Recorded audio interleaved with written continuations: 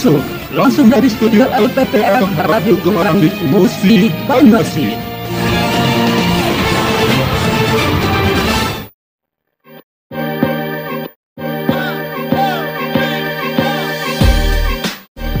...97 FM Talkshow Gemarandik hari ini.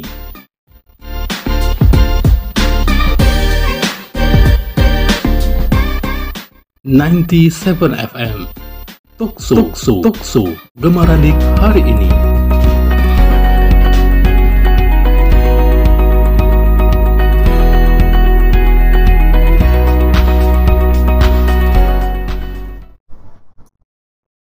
FM Radio Gemarandik Musik Banyuasin, informatif dan inspiratif. Randikers berjumpa kembali dalam program live podcast bersama saya Feby Alvina.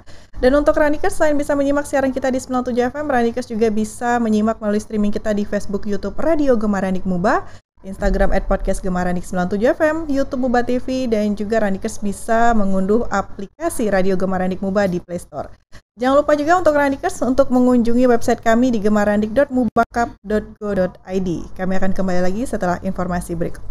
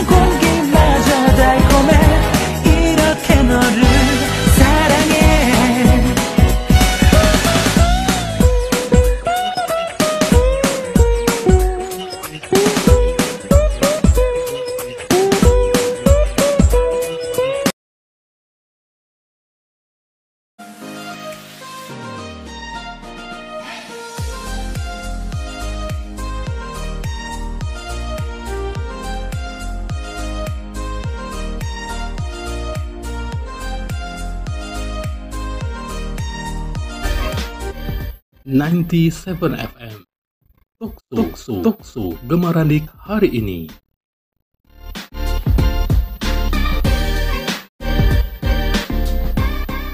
...97 FM Talkshow Gemarandik hari ini.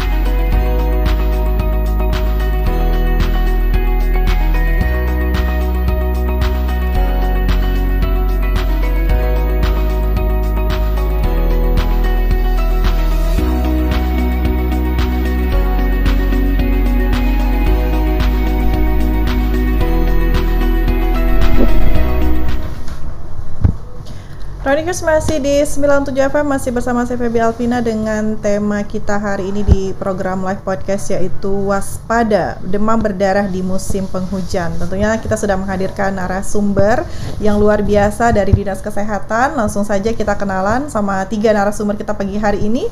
Silakan, boleh kenalan dulu Kak. Oke, baik. Assalamualaikum warahmatullahi wabarakatuh. Baik Randikers, perkenalkan saya Zukar, SKM MSI. Kebetulan saya bertugas di Dinas Kabupaten Musik Banyuasin di substansi promosi kesehatan dan pemberdayaan masyarakat. Nah, pada sesi kali ini kebetulan karena saya di bagian promosi kesehatan, memang pas untuk mempromosikan permasalahan kesehatan, terutama pada saat ini lagi musim penghujan, Mbak Feby. Musim penghujan masih akan banyak terjangkit penyakit demam berdarah. Untuk itu, mari sebagai pesan pembuka kita jaga kesehatan kita dan berperilaku hidup bersih dan sehat untuk diri dan lingkungan kita. Gitu Mbak Feby. Oke, baik. Di sebelahnya ada cewek cantik yang udah nggak asing lagi wajahnya ya, karena udah sering juga main ke Gemaranik. Silakan, Mbak. Baik, Assalamualaikum warahmatullahi wabarakatuh. Hai Randikers semua, perkenalkan saya Yuniarsi, SKM. Saya bertugas di Dinas Kesehatan, bagian Kesehatan Lingkungan, Kesehatan Kerja dan Olahraga. Terima kasih. Oke, sebelahnya juga tidak kalah cantik ini, ada Mbak siapa ini?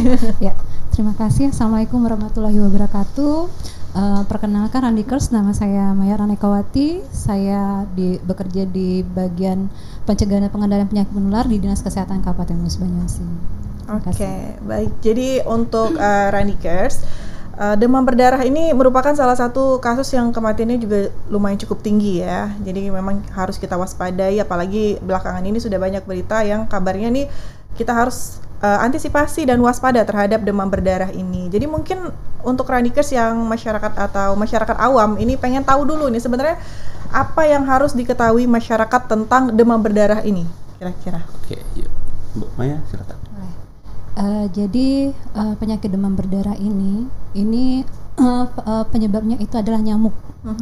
Jadi nyamuknya ini ada namanya nyamuk Aedes aegypti. Tetapi tidak seluruh nyamuk itu membawa virus demam berdarah. Jadi hanya nyamuk yang mengandung virus demam berdarah yang bisa menularkan penyakit demam berdarah. Jadi kita tetap harus mewaspadai. Karena memang faktor nyamuk itu rata-rata di seluruh tempat umum maupun di rumah itu saat ini memang sudah cukup banyak seperti itu. Dan memang untuk tahun ini karena kita sudah mengalami kemarin di tahun 2023 ada namanya badai El Nino dan itu sudah disebarluaskan oleh pemerintah. Jadi kemungkinan besar memang akan mengakibatkan terjadinya kenaikan kasus demam berdarah karena pada saat musim panas waktu badai El Nino kemarin itu nyamuk itu semakin tinggi kemampuan untuk dia bertelurnya, kemudian berkembang biaknya. Nah, dia satu ekor nyamuk itu bisa bertelur sampai 100 butir. Satu kali dia bertelur. Dan telur itu bisa bertahan dalam suhu minus 2 derajat sampai dengan 42 derajat. Dan tahan berbulan-bulan. Nah, saat ini kalau pada waktu suhunya mulai kelembapan tinggi seperti musim penghujan, kemudian sudah masuk musim penghujan ini mendukung terjadinya penetasan telur-telur tadi. Dan ini akan berubah menjadi jentik dan siap untuk tumbuh menjadi nyamuk dewasa. Itu perlu waktu sampai 9-10 hari mulai dari telur menetas sampai dengan nyamuk dewasa. Jadi bisa dibayangkan bahwa dalam waktu cuma 10 hari nyamuk-nyamuk yang dewasa itu akan tumbuh secepat. Apalagi telurnya juga sudah cukup banyak pada waktu dia di musim kemarau kemarin. Jadi perkembangannya lumayan cepat juga berarti ya. Nah, ini dari semua nyamuk yang berkembang biak menjadi nyamuk dewasa itu apakah memang semuanya bisa menjangkiti manusia untuk kemudian bisa terkena DBD seperti itu? Jadi seperti saya bilang tadi bahwa yang mengandung jadi kita prosesnya seperti ini dulu. Ada penderita DBD dulu. Jadi dia ini sudah mengandung virus. Kemudian ada nyamuk Aedes aegypti tadi yang menggigit pasien penderita. Nah, darah pasien tadi masuk ke dalam nyamuk tadi itu sudah membawa virus demam berdarah. Nah, kalau dia nyamuk yang mengandung virus demam berdarah ini menggigit orang lain atau orang-orang di sekitarnya, itu sudah kemungkinan pasti menularkan. Seperti itu. Jadi tidak seluruh nyamuk. Jadi hanya yang mengandung virus demam berdarah. Mungkin ada yang mau menambahkan, silakan. Ya, paling simpelnya gini. Jadi jika nyamuk tersebut ada di suatu rumah, yang di dalam rumah itu ada penderita atau yang sudah sakit demam berdarah duluan, dihisap oleh si nyamuk Aedes aegypti tadi, kemudian menggigit orang yang sehat, tertularlah.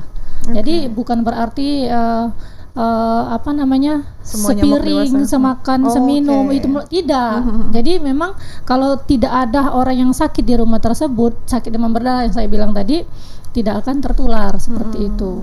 Oke, baik. Dari Kak Zuhair mau menambahkan? Sudah cukup. Oke, jadi untuk penularannya dari nyamuk ya, Iya. yang kemudian menjangkiti atau Yang mengandung virus virus Dengue Aedes tadi. Dengue tadi. Oke, Iya. baik.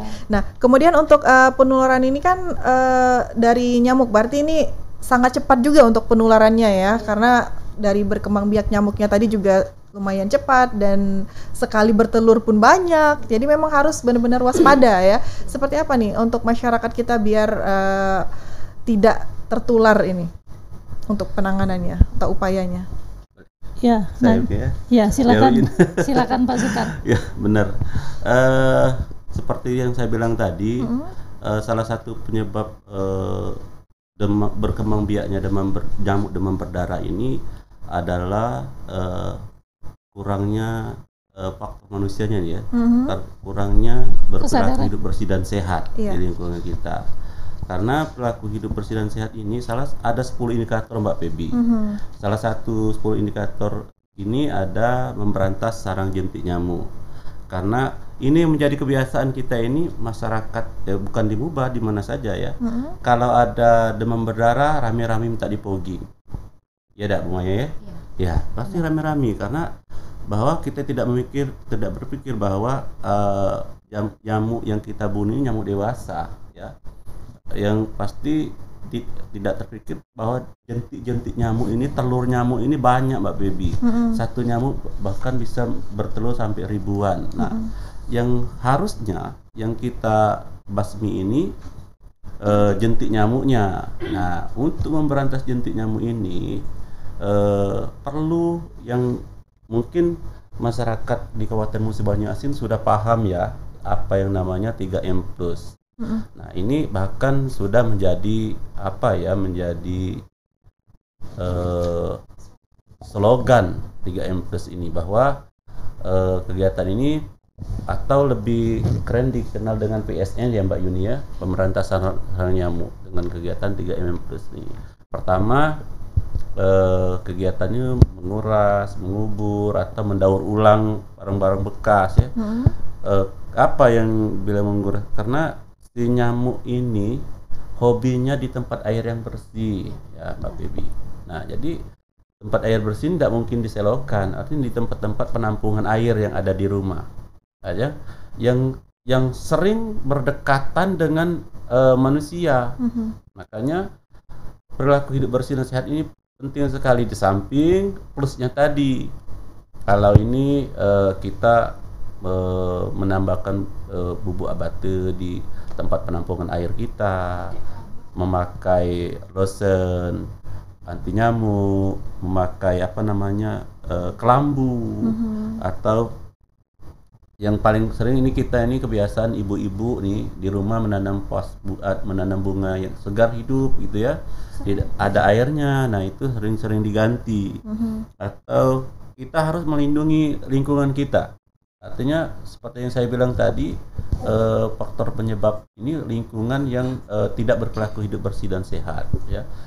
Mungkin di rumah ada yang perlu kawat nyamuk mungkin ya, yang tidak ada jendelanya, tidak ada kawat nyamuk. Kebiasaan menggantung pakaian dalam rumah yang sering bertumpuk-tumpuk, ini tempat bersarangnya nyamuk ya. Terus dan si nyamuk ini juga suka tempat yang lembab Mbak Dewi. Artinya perlu di dalam rumah dan lingkungan, baik di rumah. Jangan memikirkan bahwa penyebab penyebaran nyamuk ini hanya di rumah. Di perkantoran pun juga kita sarankan untuk cahaya ventilasinya, kebersihannya, sumber air kan juga banyak di perkantoran. Mungkin di tempat-tempat pembuangan airnya, seperti kasus-kasus yang sudah kita sering temui ya. Kemarin sempat di Balayagung, di perumahan Bupati ya kalau sebut ini, kita sempat juga melakukan PSN yang ternyata memang banyak tidak hanya oleh lingkungan yang kumuh, artinya perilaku yang harus kita rubah. Nah, karena merubah perilaku ini memang harus banyak ini Mbak Febi.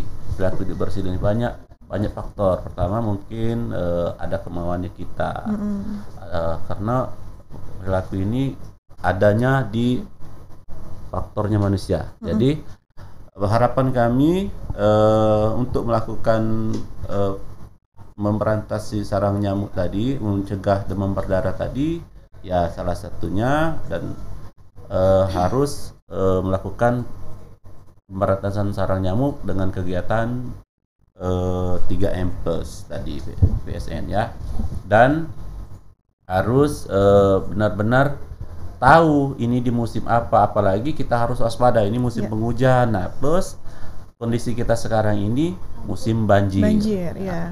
Ini sangat penting dan kita harus waspadai untuk himbauan kami promosi kesehatan Dinas Kesehatan Musi Banyuasin untuk masyarakat Musi Banyuasin. Ayo jaga kondisi kita, jaga lingkungan kita dari gigitan jamur demam berdarah dengan melakukan PSN, berperilaku hidup bersih dan sehat.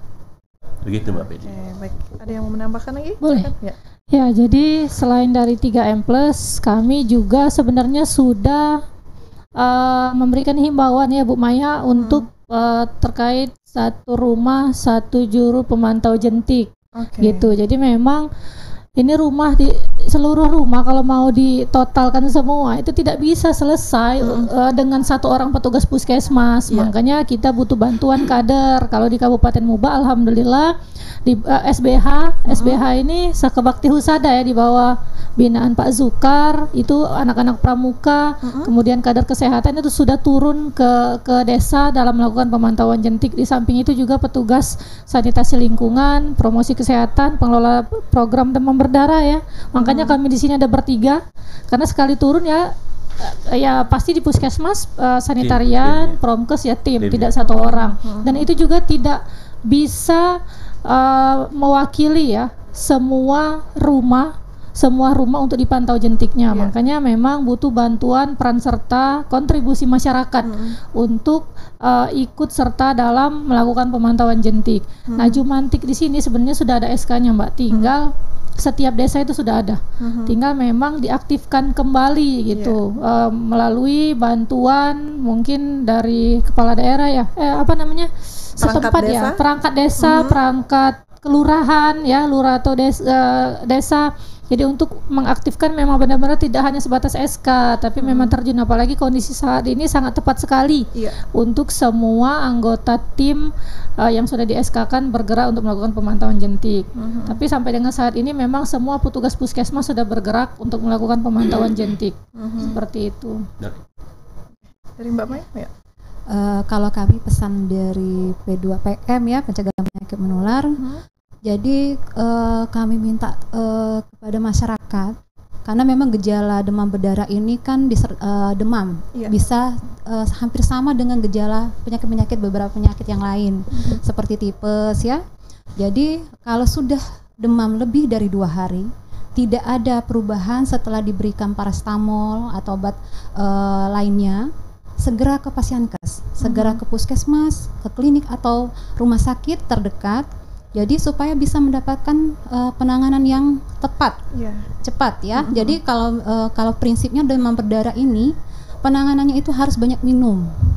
Jadi penggantian cairannya itu harus cepat dilakukan karena belum ada obatnya. Jadi obatnya itu memang ada vaksin, tapi ini juga masih berbayar dan masih jarang dilakukan.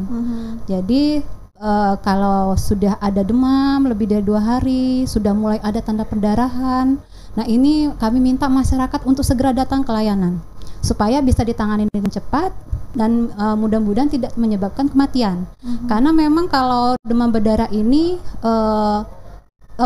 kemungkinan besar bisa menyebabkan kematian karena memang harus cepat ditangani. Kalau kurang cairan, nah ini yang bahaya. Nah, takutnya apalagi di anak-anak. Kalau anak-anak ini kan suka tidak merasa kalau dia lagi sakit. Seperti itu. Jadi kita anggapnya udah sehat. Tahu-taunya pas waktu hari ke berapa langsung dalam kondisi kritis, baru dibawa ke layanan. Ini yang bisa mengakibatkan kematian. Seperti itu. Jadi pesan kami kalau sudah demam lebih dari 2 hari, tidak berubah, tidak ada perubahan setelah diberikan paracetamol, segera ke layanan. Oke, baik. Dan dari untuk upaya dari kita sendiri tadi, memang artinya harus ada kesadaran dari diri sendiri ya. Kemudian juga kita harus aktif untuk terutama di desa-desa ya, karena itu yang lagi terdampak banjir ini kayaknya bukan sekali kota ya, tapi lebih tepatnya di desa-desa itu lebih rentan lagi. Jadi nanti kita akan lanjutkan kembali setelah jeda berikut ini, Ranikers. Yeah. Let's go. Oh. Let's go. Make it hot. Come on. Let's go. Rock. Rock. Say what? Rock. Let's go. Rock this party.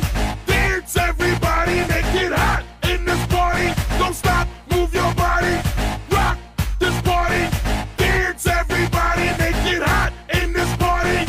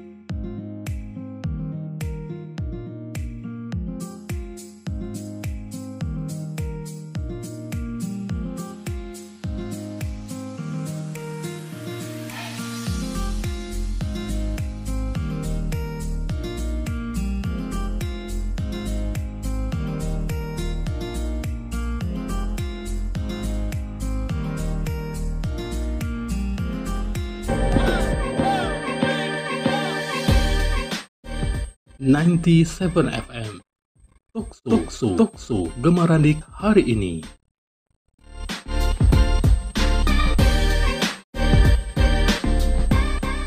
FM Tokso Gemarandik hari ini.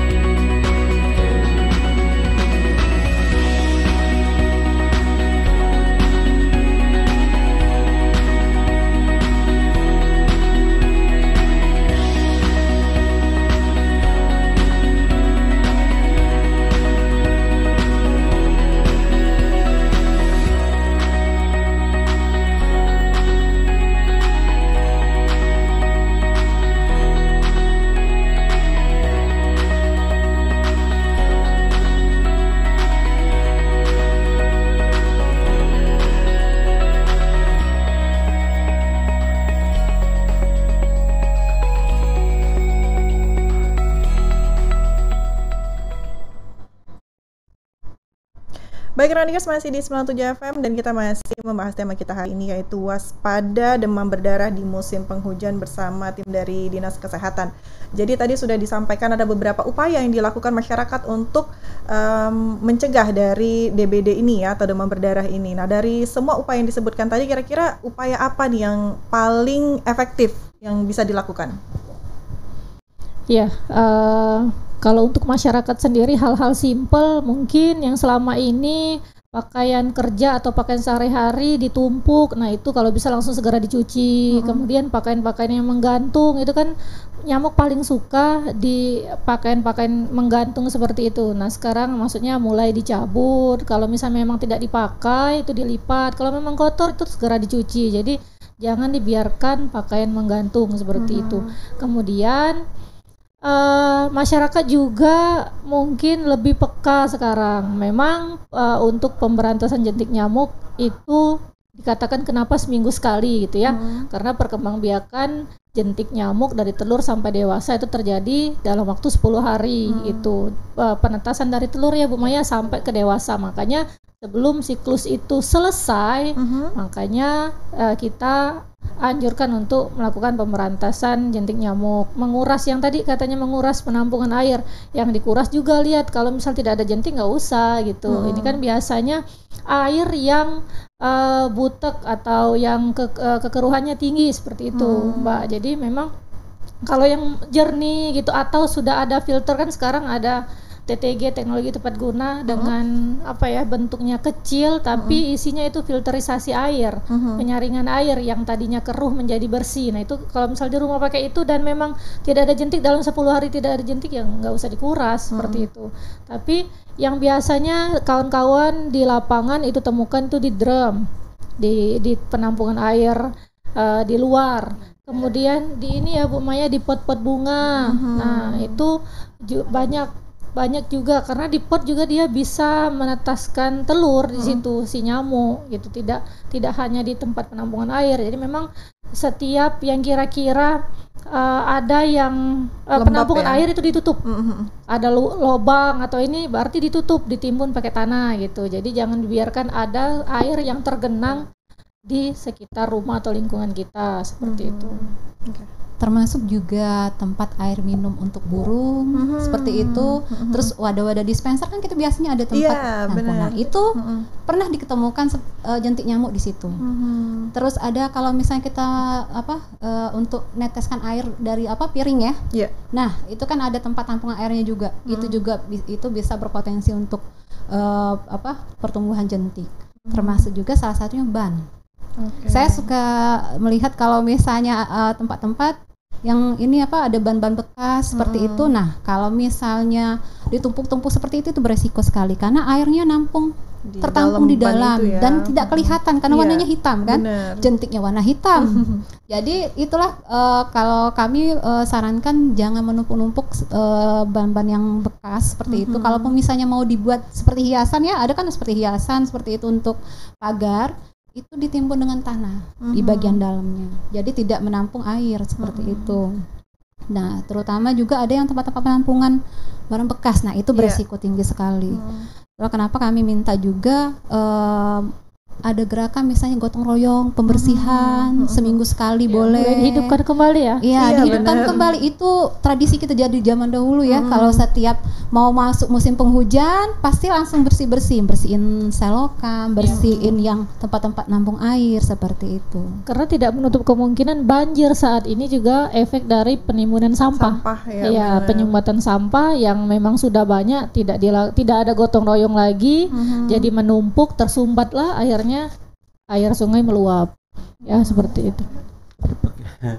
Mungkin saya menampung dari teman-teman ini bahwa disimpulkan dari permasalahan timbulnya demam berdarah ini karena tidak berperilaku hidup bersih dan sehat. Apa sih penyebab pencegahan utamanya? Karena pola perilaku kita yang tidak berperilaku hidup bersih dan sehat tadi. Si nyamuk tadi kan cara pencegahan utamanya adalah pemberantasan sarang nyamuk, walaupun dia ada di pas, di tong sampah, atau tempat penampungan air, bahkan mungkin ada di tempat pas bunga ya. Nah, itu artinya kita tidak berperilaku harusnya ini diganti pas bunga ini seminggu sekali, tidak diganti, atau harusnya bak mandi atau tempat penampungan air ini dikuras, dibersihkan, disikat. Tidak pernah disikat. Ini artinya pemberantasan sarang nyamuk yang utama, karena si nyamuk ini akan percuma kalau kita lakukan fogging atau melakukan fogging ini, karena yang paling banyak itu jentiknya. Dan nyamuk dewasa ini akan mati dengan sendirinya. Dan sekali lagi perlu diketahui bahwa nyamuk ini suka dengan hal-hal yang lembab dan gelap, ya Dek Umay. Artinya harus dihindari di rumah itu tempat yang penampungan air, tempat yang lembab, tempat yang gelap. Ini harus benar-benar dilakukan untuk dibersihkan atau dilakukan untuk berperilaku hidup bersih dan sehatnya. Nah, kembali lagi harapan kami untuk masyarakat, benar kata Maya, untuk masyarakat di Kabupaten Musi Banyuasin, kalau kita ini untuk regulasi ya Mbak Febi ya, untuk regulasi untuk gerakan masyarakat hidup sehat ini sudah ada, mulai dari instruksi Bupati, instruksi Bupati, Perda juga ada, instruksi kepala dinas, surat keputusan kecamatan, bahkan sampai ke desa, bahwa sudah ada regulasi tentang masyarakat harus berperilaku hidup bersih dan sehat, dan gerakan masyarakat hidup sehat, Germas ya. Kenapa sangat penting? Yang gotong royong tadi disebutkan gerakan masyarakat hidup sehat, artinya kembali ke ruh asal kita bahwa Indonesia ini dulunya memang hidupnya bergotong royong ya.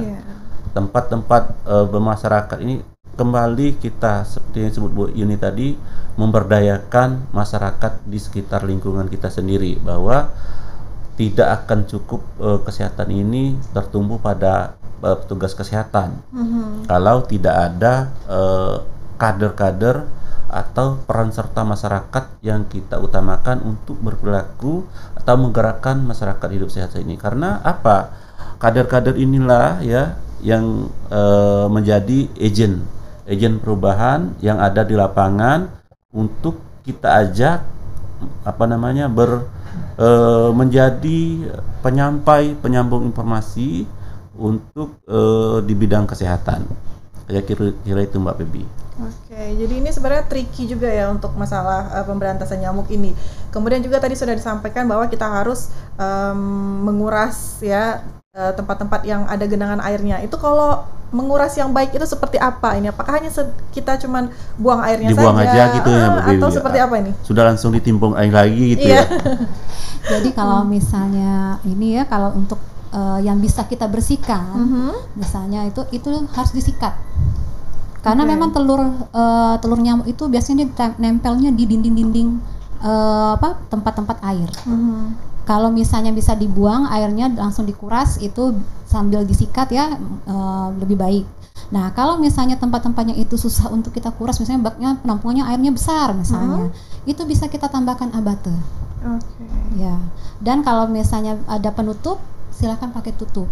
Jadi nyamuk tidak akan masuk kalau misalnya tempat penampungan air kita itu ada tutupnya. Nah kalau yang terbuka memang susah untuk dibersihkan, bisa minta langsung ke puskesmas bisa. Itu memang kami sudah menyetok ya untuk abate. Puskesmas juga kalau misalnya ada kegiatan-kegiatan PSN juga itu juga dibagikan biasanya. Jadi kalau masalah logistik abate mudah-mudahan itu selalu ada di puskesmas. Dan itu semuanya gratis ya abatenya ya. Benar. Dan penaburan abate itu juga bumanya di pinggiran, jangan ditaruh di tengah. Oke, jadi bukan tujuannya dijentik itu. Bukan dimasukin ke dalam air kayak bikin teh atau kopi ya. Jadi sebaiknya memang kan jangka waktu itu kalau misalnya abate itu 3 bulan. Tapi jangan di dalam bentuk hamburan ya, jangan dihamburkan seperti itu. Jadi masukkan dalam kantong plastik. Biasanya kalau puskesmas yang bagiin itu sudah dalam bentuk kantong plastik kecil-kecil, sudah ditusuk-tusuk halus ya, pakai jarum, tinggal masukkan di tempat penampungan. Jadi bisa awet ya. Itu 3 bulan bisa bertahan. Seperti itu. Dikuras airnya ya, bisa digunakan dikuras, lagi. Masukkan lagi, tidak apa-apa. Tapi jangan dikoyakkan kan, kalau misalnya kan dikasih dalam bentuk plastik larut biasanya ya? itu ya larut. tidak boleh. Jadi ya kalau misalnya seperti itu otomatis pada waktu menguras terbuang. Jadi untuk mencegahnya tadi ada beberapa tempat yang memang kita harus pastikan bahwa itu tidak bisa menjadi sarang nyamuknya ya. Nah kemudian untuk dari jentiknya tadi kan bisa masuk ke dalam air tuh. Kira-kira memang penyebarannya harus melewati nyamuk yang digigit, atau kalau misalnya nggak sengaja nih keminum karena airnya tadi ngandung jentik kan, terus dipakai sikat gigi atau gimana gitu kan, kira-kira itu bisa bikin terserang DBD juga nggak? Iya, jadi yang jentik nyamuk tadi kita kan bilang yang nyamuk dewasa mah. Jadi bukan jentik nyamuk. Jadi istilah kalau jentik nyamuk itu kayak bayi baru lahir. Jadi tidak ada akan virus ya, akan berkembang menjadi nyamuk dewasa. Jadi memang akan menularkan atau sebagai vektor tadi ketika nyamuk tersebut sudah dewasa, bukan dalam bentuk jentik. Jadi makanya tadi kami bilang fogging. Fogging ini cuma membunuh nyamuk dewasa. Nyamuk dewasa mati, telur-telur siap menetas. Jadi memang kami katakan memang fogging ini kurang efektif untuk dilakukan karena tujuan atau sasaran kita ini jentik nyamuk ini. Nyamuk dewasa nggak seberapa kalau dihitung jumlahnya kan. Nyamuk dewasa sekali bertelur itu 100 sampai berapa ya Bu Maya ya? 100 butir. Nah 100 butir jentik ini telur ini siap menetas. Ya nyamuk dewasa mati, makanya ada pepatah hilang satu tumbuh 1000. Ya makanya kita memang menghimbau untuk diaktifkan kembali gotong royong tadi, PSN tadi dibanding melakukan fogging. PSN tadi mungkin karena pendengar kita masyarakat pemberantasan sarang nyamuk maksudnya. Pemberantasan sarang nyamuk. Karena PSN ini kegiatannya tidak hanya pemantauan jentik, tapi juga di dalamnya mengedukasi masyarakat, kemudian mensosialisasikan yang 3M plus tadi, kemudian pembagian abate ya, pembagian abate seperti itu. Jadi memang semua masyarakat teredukasi dengan benar. Seperti itu. Oh iya, saya juga sering melihat ada kayak kolam-kolam kecil di depan rumah seperti itu. Kalau terisi dengan ikan, ya tidak apa-apa. Kalau ikan itu kan memakan jentik. Iya. Nah, tapi kadang-kadang dibiarkan seperti itu. Awalnya mungkin terisi dengan ikan, tapi lama-lama mungkin dibiarkan, akhirnya itu tempat sarang jentik nyamuk paling banyak. Seperti Penampungan itu. yang tidak berguna Jadi ya, Bu, ya? jadi memang kalau misalnya punya kolam kecil-kecil seperti itu, kolam kecil ya untuk di hiasan untuk di rumah. Itu isi ikan atau dikasih dengan abate seperti itu, karena itu potensial sekali. Banyak sekali kami temukan jentik nyamuknya di dalam kolam-kolam yang tidak terpakai lagi seperti itu. Oke, yang awalnya niatnya pengen estetik ya, Ya. jadi malah kena penyakit Iya, benar. nanti. Oke, baik. Nanti kita akan lanjutkan kembali Ranika setelah jeda berikut ini.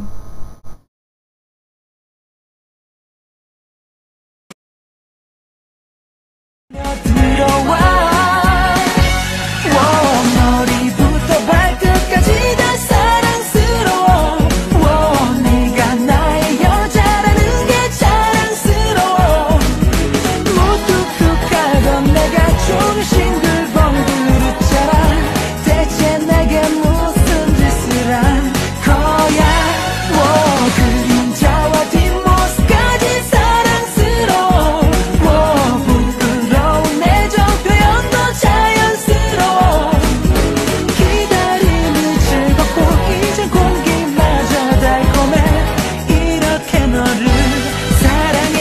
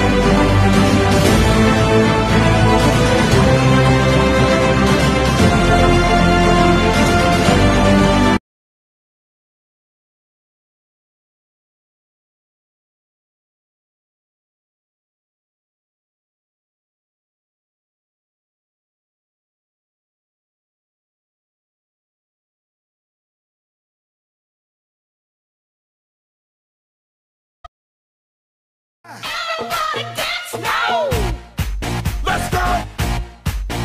Oh, let's go. Make it hot. Come on. Let's go. Rock, rock. Say what? Rock. Let's go. Rock this party. Dance, everybody. Make it hot in this party. Don't stop. Move your body. Rock this party. Dance, everybody. Make it hot in this party.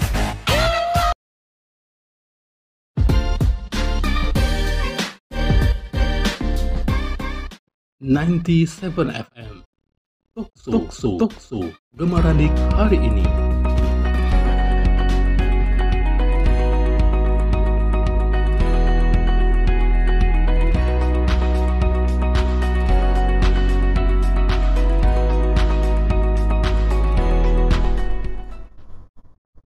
Baik Ranikers, masih di 97 FM dan kita masih dengan tema hari ini waspada demam berdarah di musim penghujan. Jadi untuk Ranikers memang benar-benar harus menjaga kebersihan dan juga perilaku hidup sehat tadi ya.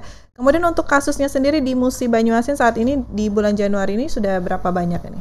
Ya. Jadi di kami sudah khusus untuk bulan Januari itu pun belum sampai akhir. pada tanggal 17 kemarin itu tercatat sebanyak 91 kasus. Pecah rekor kita. Paling banyak kasus itu di bulan Januari di tahun 2024 ini. Selama 3 tahun terakhir.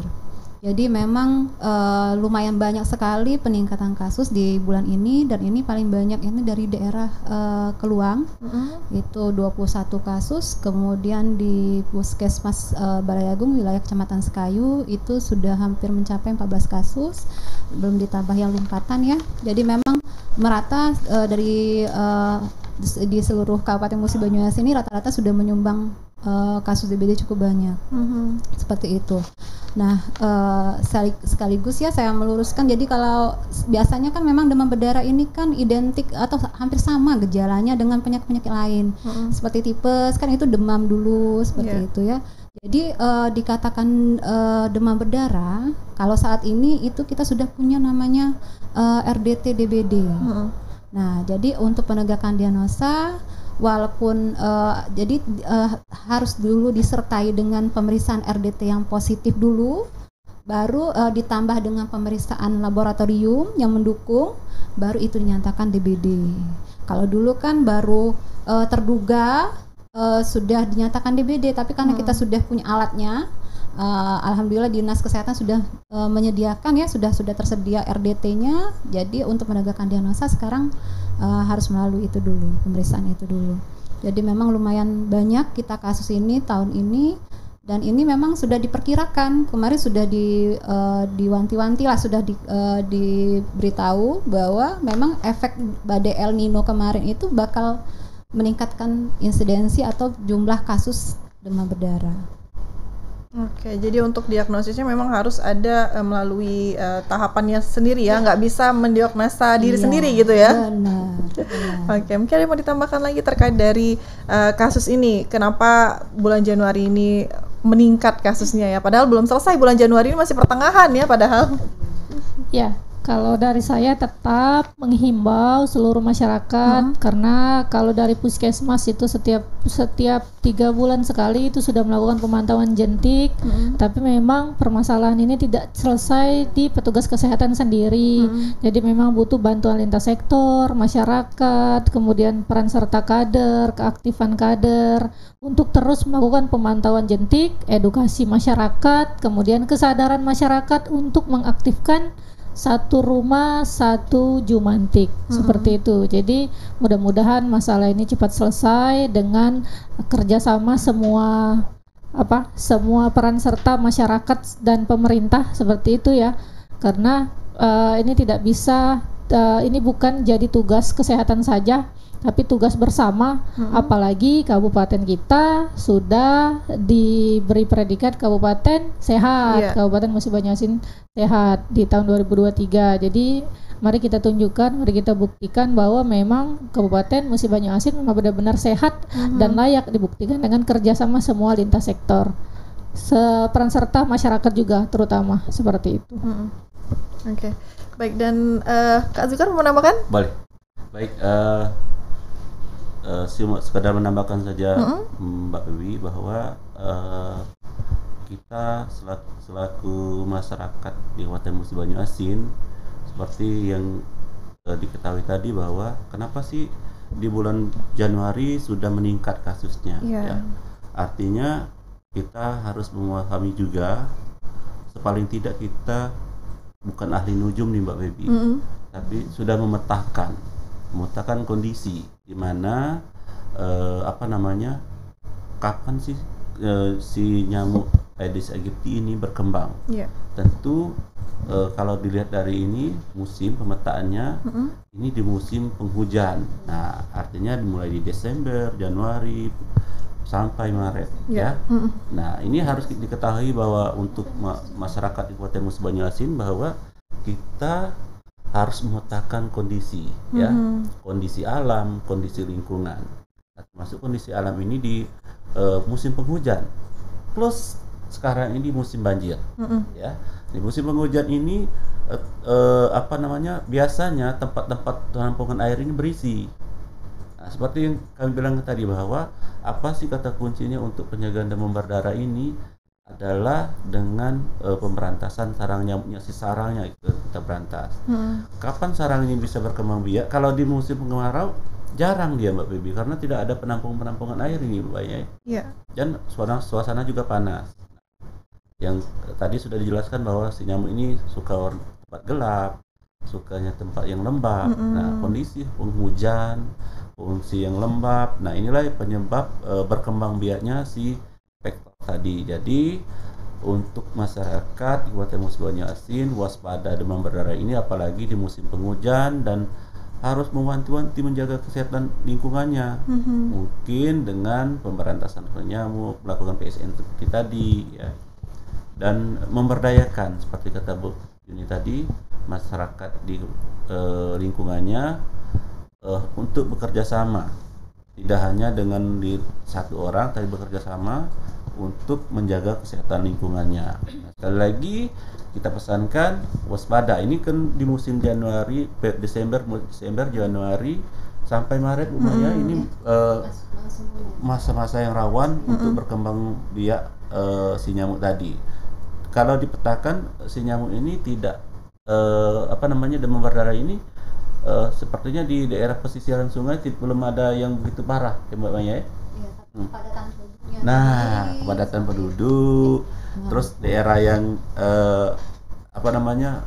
selama ini kering, ditimpa penghujan, naik penampungan air banyak, itu tempat berkembang biak nyamuk juga banyak. Artinya ya kembali lagi menjaga untuk memberantas sarang nyamuk di musim-musim seperti ini. Masyarakat Kabupaten Musi Banyuasin harus memetakan suasana baik alam dan lingkungannya. Gitu. Oke. Boleh. Dan mungkin satu lagi, menjaga kesehatan diri. Iya. Kan biasanya musim dingin ini mager ya, Peggy. Nah, mungkin teman tidur ya. Iya, sering gigitan tidur, nyamuk itu tadi malas. Mbak Maya. Pagi ini baby. Pagi Gigitan di nyamuk jam 7 sampai jam 10 kalau pagi. Kalau misal sore dari jam 3 sampai jam 5. Tapi kalau juga tengah-tengah hari enggak, Baby. Oke, jadi pagi dia ada memang lebih Iya. aktifnya waktunya ya. pagi sama Makanya sore. Kalau jangan tidur di bawah jam 10 bawah. Nah, Iya. itu Iya, kata orang tua lagi itu benar berkembang itu. biak. Itu hindari mager dulu kalau saat Iya. ini. Bukan saat ini sih sebenarnya. Harusnya Mager. tiap hari ya, Iya. biar hidup sehat terus ya. Biar Iya. sehat. Ya, kalau malam itu bukan nyamuk demam berdarah, biasanya yang keluar itu nyamuk culex ya, nyamuk Iya, culex. Culex itu bisa menyebabkan cikungunya. Itu yang cari-cari itu. Kecolek. Oke, kemudian dari banyaknya kasus yang sudah terjadi nih, sekitar 91 kasus ya untuk di Musi Banyuasin, itu daerah yang paling tinggi kasusnya di mana? Itu tadi di daerah Keluang. Keluang ya, oke. Ya, sama daerah Sekayu. Oke. Jadi memang kalau Sekayu kan kita pahami bahwa memang kepadatan penduduknya kan memang tinggi. Seperti itu. Jadi ya otomatis ya penambahan kasus itu wajar terjadi. Apalagi ada beberapa daerah yang mulai sudah kena banjir. Iya. Kalau itu belum ada ya dari pantauan yang kayak misalnya kayak daerah Plaka Tinggi kemudian Sangga Desa ini. Ada. Cuman Kalau- belum tinggi ya kasusnya. Belum, tapi ada sudah ada kasus semua. Jadi setiap daerah-daerah yang banjir itu sudah ada kasus semua. Jadi memang ada kaitannya antara banjir ini ditambah musim penghujan juga dengan penambahan kasus. Oke, baik. Baik Ranikers, nanti kita akan lanjutkan kembali dengan tema kita hari ini, yaitu waspada demam berdarah di musim penghujan setelah jeda berikut ini. Yeah. Let's go. Oh. Let's go. Make it hot. Come on. Let's go. Rock. Rock. Say what? Rock. Let's go. Rock this party. Dance everybody. Make it hot in this party. Don't stop. Move your body. Rock this party. Dance everybody. Make it hot in this party.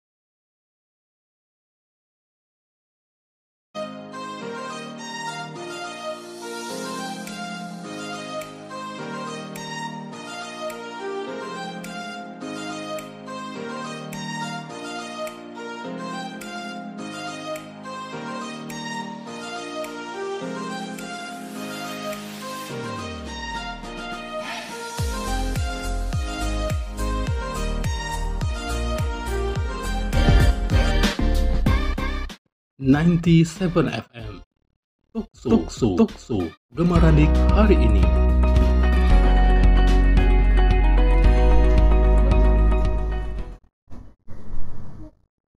Baik, Ranikers, masih di 97 FM dan kita masih berbicara terkait tema kita hari ini, waspada demam berdarah di musim penghujan. Tadi sudah banyak sekali dijelaskan mulai dari apa itu DBD, kemudian cara upaya untuk memberantasnya dan juga pencegahan. Kemudian juga tadi sudah disampaikan ada beberapa kasus yang membuat kita harusnya lebih waspada ya, bukan panik tapi waspada sama kebersihan lingkungan.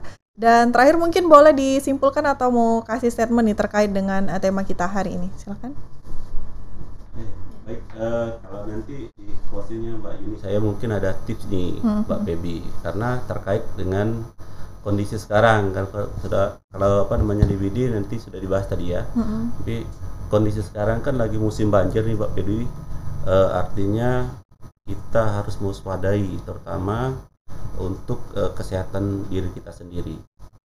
Kalau dilihat di Mubah ini hampir 70% kondisi banjir Mbak Baby. Kemarin kita dari daerah Sangadesa hampir sepinggang di jalan itu, daerah Kemang ya. Kemang itu banjirnya, artinya kita harus jangan boros dengan kondisi badan kita untuk masyarakat yang ada di Kabupaten Musi ini, terutama yang terdampak banjir ya. Ada beberapa tips yang akan kita sampaikan untuk menjaga kesehatan kita dan keluarga selama kondisi banjir ini. Pertama-tama mungkin kita harus siapkan tas yang berisi perbekalan darurat selama banjir.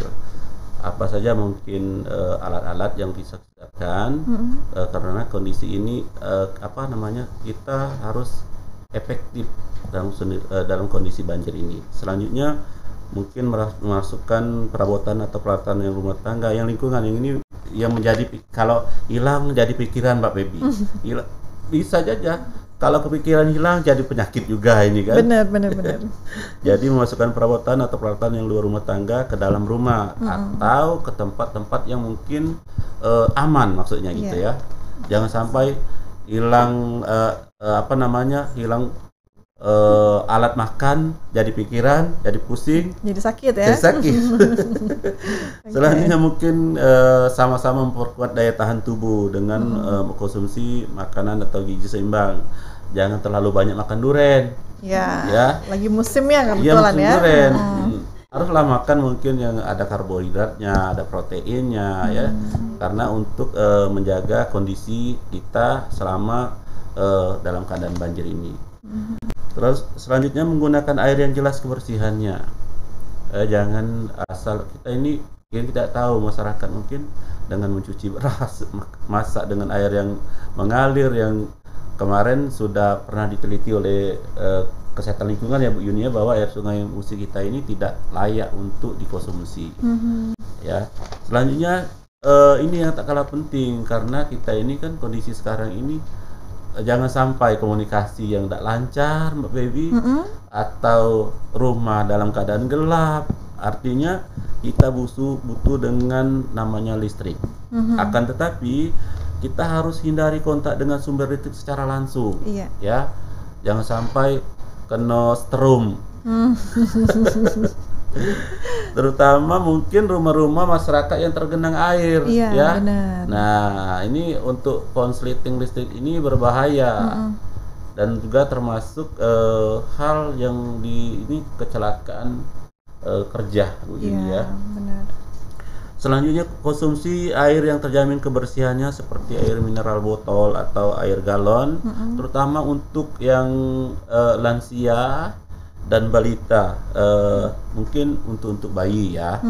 Ini karena mereka ini yang juga rentan, yang kondisi imun dan kondisi fisiknya belum kuat ya. Selanjutnya gunakan sarung tangan atau sepatu bot karet saat memasuki ruangan dalam rumah yang mungkin tergenang air. Pertama untuk mencegah kuman, untuk mencegah penyakit yang langsung bersumber langsung ke tubuh kita, kontak langsung begitu.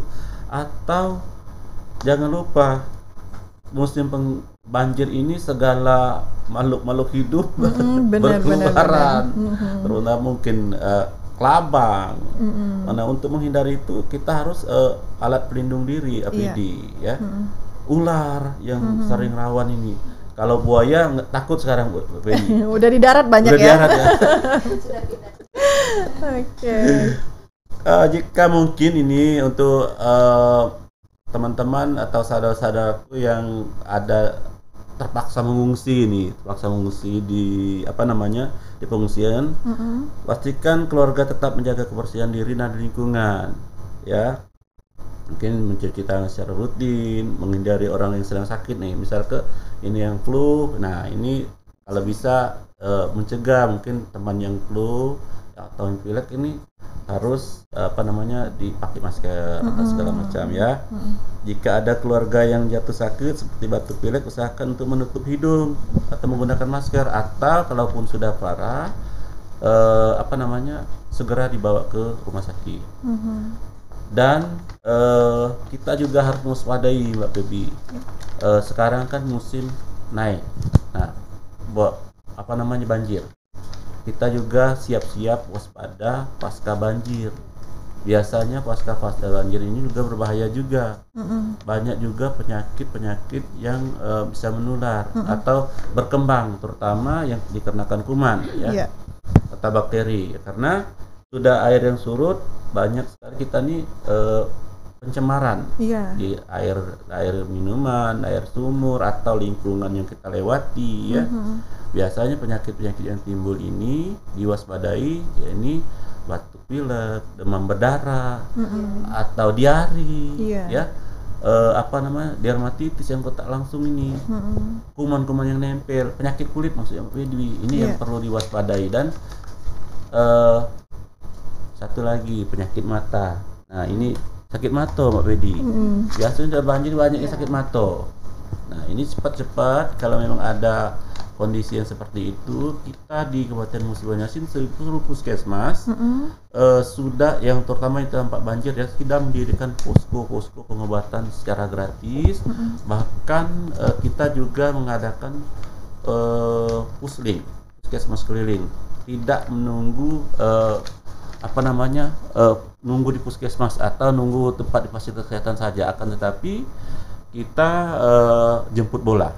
Tinggal masyarakat memberitahu, Pak, Bu, dokter, perawat ada, petugas ada, keluarga kami yang sakit. Nah, ketika diberitahu atau dikontak langsung melalui PSI 119 boleh, atau dikontak langsung bisa, akan didatangi.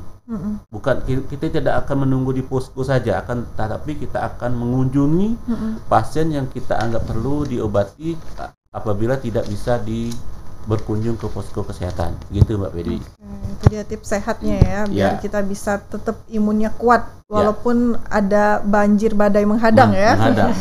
Bertubi-tubi ya. Oke, silakan Mbak ini. Ya, mungkin juga kelupaan tadi semuanya sudah lengkap dijelaskan oleh Pak Zulkar. Jadi banjir ini ada juga namanya dikenal leptospirosis, kencing tikus.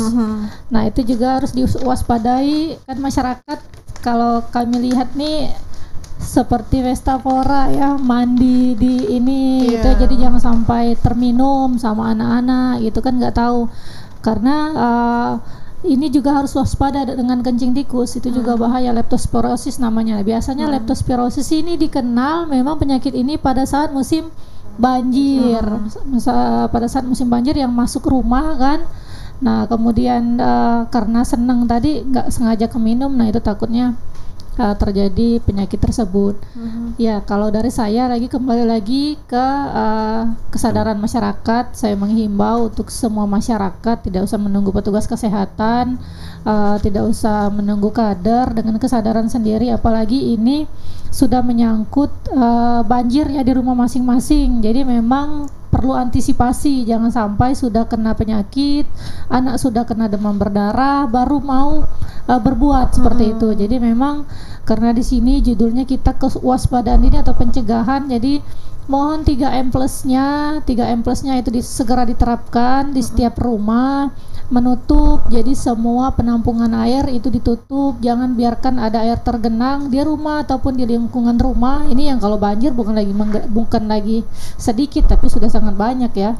Kemudian mengubur, kalau tidak bisa mengubur lagi barang bekas berarti didaur ulang. Kalau nggak bisa atau males mendaur ulang ya silakan diberikan ke bank sampah. Kita kan juga sudah ada bank sampah di Sekayu ini. Jadi memang sekalian mengantisipasi, sekalian juga kita mengaktifkan kembali daur ulang sampah atau penanganan sampah gitu ya. Kita dukung ini dari Dinas Lingkungan Hidup juga sudah banyak melakukan pembinaan bank sampah di setiap desa kelurahan di Kabupaten Muba.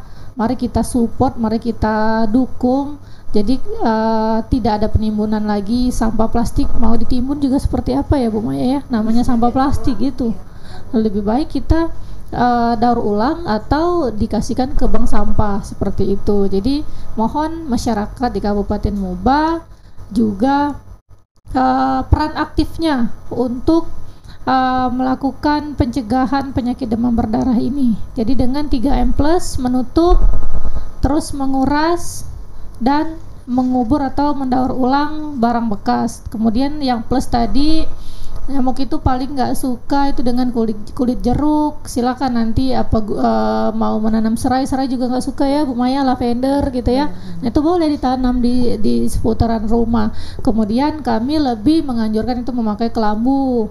Kami tidak terlalu menganjurkan untuk pakai semprot nyamuk ya, karena itu nanti ke saluran pernapasan gitu, apalagi untuk anak-anak gitu ya, benar. nanti terakumulasi dalam waktu yang lama menyebabkan penyakit yang baru. Jadi memang lebih efektif itu pakai kelambu atau lotion anti nyamuk, kemudian tanaman-tanaman yang memang tidak disukai nyamuk. Kemudian kalau rumahnya belum memiliki kawat nyamuk ya segera dipasang seperti itu. Yang mungkin rumahnya lebih suka ditutup jendelanya, itu sekarang dibuka biar ada pertukaran udara atau sirkulasi udara masuk. Kemudian pencahayaan juga, kan tadi katanya nyamuk senang lingkungan lembab. Jadi memang kita biarkan cahaya dan sirkulasi udara itu masuk setiap hari di rumah kita. Jadi memang mulai perilaku hidup bersih dan sehat, gerakan masyarakatnya itu segera diterapkan kembali, gotong royongnya diaktifkan kembali, mungkin seperti itu. Oke, kalau dari Mbak Maya? Ya, kalau saya kalau misalnya sudah ada yang anggota keluarga yang demam ya, jadi untuk mencegah penularan jangan sampai ada kasus lain di rumah itu, jadi harus cepat-cepat dibawa ke layanan kesehatan, jangan menunggu kalau sudah berhari-hari ditakutkan nanti bisa berbahaya seperti itu, karena lebih baik datang ke layanan. Dan pesannya satu lagi, jaga kesehatan mulai dari diri sendiri, keluarga dan masyarakat seperti itu. Jadi jangan kesehatan itu bukan hanya milik orang kesehatan, tetapi juga milik semua orang, milik siapapun. Jadi kami berharap dengan adanya kegiatan ini ya bisa tersampaikan ya bahwa mari kita sama-sama jaga kesehatan, jaga di diri sendiri dulu, dari keluarga dan juga dan untuk masyarakat seperti itu, dan waspada. Jangan sampai terkena penyakit menular setelah pasca banjir. Ya, karena nanti pastinya seperti tadi Pak Zukar bilang bahwa pasti nanti adanya ISPA, infeksi saluran pernapasan, kemudian diare, yang pasti diare ya Pak Zukar ya, itu potensial sekali ada kasus diare itu pasti mengiringi kalau ada banjir. Itu saja, terima kasih. Oke, baik. Jadi memang tanggung jawab untuk masalah kesehatan ini bukan hanya ke dinas kesehatan, ke rumah sakit atau puskesmas, tapi memang harus kita semua ya, dan diri kita sendiri tadi kesadaran, karena lebih baik mengantisipasi daripada kita mengobati. Terima kasih, hari ini banyak sekali kita tercerahkan terkait dari penanggulangan pencegahan dari DBD ini. Semoga kasus yang tadi awalnya meningkat nanti bisa turun ya. Semoga kita semua menjadi teredukasi. Sekali lagi terima kasih untuk dari Kak Zukar, Mbak Yuni dan juga Mbak Maya. Saya Febi Alvina beserta kru yang bertugas hari ini pamit undur diri. Sampai jumpa di program live podcast berikutnya.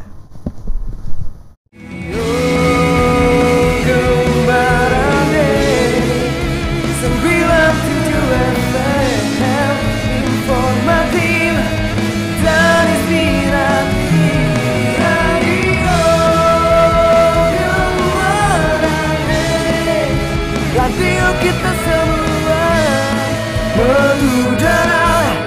dari bumi serasa sekarang.